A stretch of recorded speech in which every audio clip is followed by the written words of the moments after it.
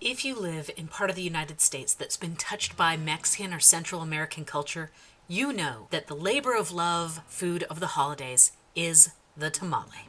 Tamales have the reputation of being time consuming, but there are ways to streamline the process. So here are some of my time-saving tips. If you want to have an easier time the day that you're cooking your tamales, you gotta start the night before by planning things out.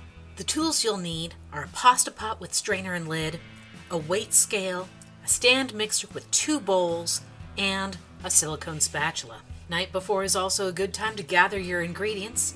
You're going to, by weight, want 560 grams of masa de harina, 700 milliliters of stock or water, and another 150 milliliters, or about 1 cup, held in reserve. Milliliters are the same as grams, so you don't even need to change the setting on your scale. Weigh out 375 grams of a fat that is solid at room temperature. Traditionally, this would be lard, but you can use beef tallow, chicken or turkey fat, or if you want to go for a vegetarian option, or if it's just easier to find, you can use red palm oil like I did, or coconut oil. Last of all, you're going to want about 3.5 grams of baking powder. Now this is a little bit harder to measure because sometimes scales aren't quite accurate enough, so you can just put in about 1.5 teaspoons of baking powder. This gets added to the fats just as insurance to help keep things light and fluffy as they cook. Use the same pot that you steam your tamales in to soak the corn husks the night before. You want to do this step. I know you can use squares of parchment paper. However, I find that the actual corn husks not only bring a better flavor to the tamales, but they're a lot easier to unwrap than parchment, and you won't end up accidentally eating paper when you're trying to eat tamales. I use a regular pasta pot with strainer as my steaming basket. I weigh down the husks with the basket pushed down on top of them. I do have Asian style bun steamers. However, I find they're not tall enough for my tamales, and you don't want to have the tamales laying on their sides. Otherwise, the tasty insides end up leaking to the outsides while they cook. I then break the rest of the steps down into parts. I will mix the masa with water or stock, sometimes hours ahead, to help it fully hydrate. Some people say, oh, you need to use boiling water for this. I don't bother because I'm letting time do the softening. You will want to use masa harina for this, not cornmeal, grits, or polenta. You can use a little bit of one of those to supplement if you don't have enough masa, but you should really try to make sure that at least 2/3, if not 3/4 of your corn is masa and not one of the others. The others are just too dense. But I found that I didn't quite have enough masa to make my batch of tamales, so I added in just enough cornmeal to finish it off. It was less than 5 grams that I was short on the masa, so I just topped off with polenta. Because you're going to be leaving it to soak for a few hours, you can go off and do other stuff in your day while that hydrates. Instead of mixing by hand, I use my stand mixer to do this because we just want to incorporate the liquid and get this hydrated. I'm not actually going for any sort of texture, and it's just way faster to let a machine do the work. I don't have lard. Sometimes I'll have beef tallow, sometimes I'll have some chicken fat, but the bulk of the fat that I used in this set of tamales was red palm oil, mixed with a little bit of chicken fat that I had reserved in the freezer. I find red palm oil, out of all of the plant-based fats that are solid at room temperature, is the best one to use for tamales. Coconut is a lot easier to find, but red palm oil does a better savory flavor. If you're making a sweet tamale, or maybe something that has a Caribbean influence, go for the coconut, it'll be delicious. But if you're trying to go for a more traditional savory flavor, I'd stick with red palm oil. If you're mixing different types of oils like I was, you're going to want to incorporate them thoroughly. So at room temperature, I blended my chicken fat and red palm oil together. If you don't have different types of oils, you don't need to do this step.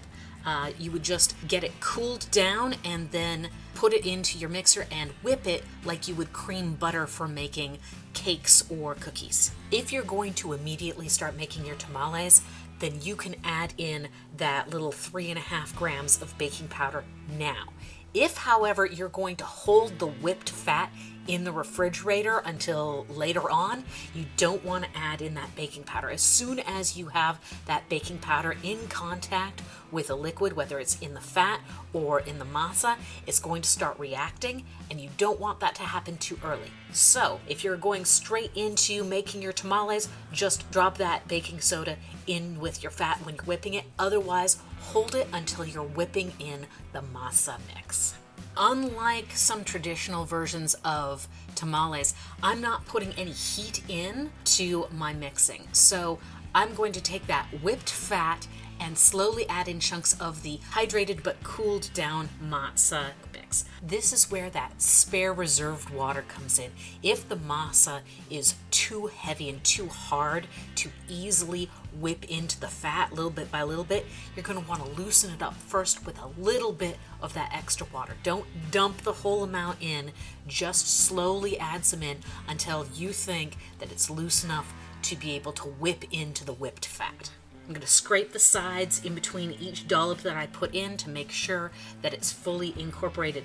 And I whip it while cool so that that fat can keep its structure and make air bubbles inside the tamales. This keeps the tamales from getting really heavy and dense. You can absolutely make a recipe for a specific filling to go into your tamales, but I happen to like using leftovers.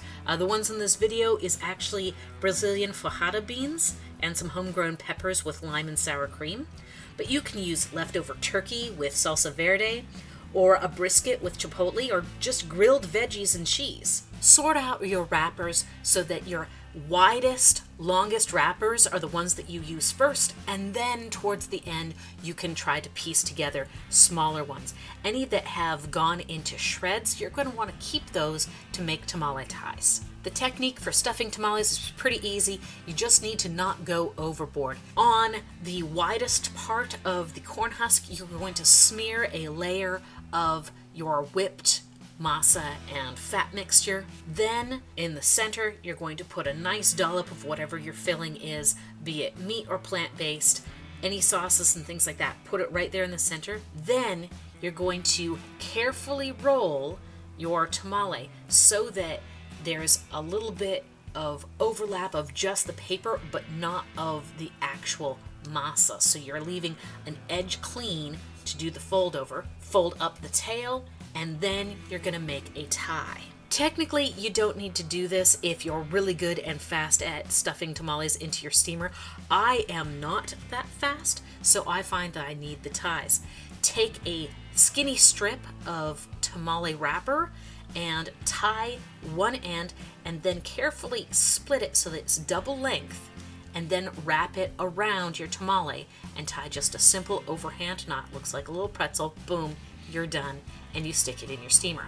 My steamer can hold about 25 to 30 tamales, the size that I make them. You might make skinnier tamales and be able to fit in more, and the size of your pot is going to vary how many tamales you can actually make at a time. Because I was using just a regular pasta pot instead of a purpose-made steamer basket that would keep the tamales high above the water, I could only have a bare 2 inches of water in a rolling boil underneath my tamales, which meant that during the steaming time, I had to go back and add in water. I couldn't just let it go. Steaming is going to take 90 minutes. So when you're thinking about making tamales, it's all about thinking ahead. At least 1 hour, if not the night before, you need to soak your wrappers. You can also add the liquid to the masa and set it in the fridge. That means you should probably measure out all of your ingredients. And if you want to, you can chill the fat in the fridge. So if you're doing it the day of, you need a minimum of 1 hour to soak the wrappers, a minimum of 1 hour to add the liquid and set it in the fridge so that it gets well hydrated, and then chilling the fat, at least 15 minutes for that. But if you can do that all the night before, it just makes the day of a little bit less hectic. The day of, earlier in the day, you need to prep your filling, If it's leftovers, that's probably about 10 minutes. If you're doing something grandiose, well, it's whatever that recipe's going to take. But I recommend leftovers because they're fast. Then you're going to want to sort your wrappers. That's dumping out all the soaking water and sorting through your wrappers to find the good ones for ties and the ones that are nice and wide for making your tamales. And you can always call in for backup later in the day when it's stuffing time. Then when it's time to cook, you can whip the fat with the baking powder and the masa. That's going to take about 2 to 3 minutes to whip the fat so it's nice and fluffy, and then another 2 to 3 minutes to add in the masa. Then you fill the wrappers, and that takes whatever time it takes. If I'm doing it by myself, I take about 1.5 minutes per tamale, so that's like 35 to 40 minutes for my little steamer basket full. But if you've got an assembly line of friends, you might be able to do it a lot faster. And then you steam the tamales. That's 90 minutes or 1.5 hours all on its own. And then you need to let them cool a little bit so you don't burn your face off when you try to eat the tasty tamales. Now, the great thing about tamales is they are wonderful just popped into your refrigerator or even in your freezer and then reheated later. They are the perfect way of making something ahead of time and then eating it later. So, make huge batches of it, and if any manage to survive the first encounter with people who want to eat the tamales, then you can put the rest into the freezer and have them later. Now, this recipe makes about 25 to 30 tamales, perfect for my size of pot. Because the recipe is by weight, you can scale up the recipe with easy multiplication. So if you make this recipe and it only half fills up your pasta pot for steaming, then you can double the recipe by just multiplying all the measurements by 2. I hope this has inspired you to try tamales. They are a great way to redo leftovers like Thanksgiving turkey or holiday roast. They're gluten-free, you can make them vegetarian or vegan depending on what fat and fillings you use, and they store well for large meal prep. The time you put into making tamales will be well worth it. Thanks for joining me. If you found this video helpful, comment, like, subscribe, and hopefully we'll be able to do this again soon. Goodbye.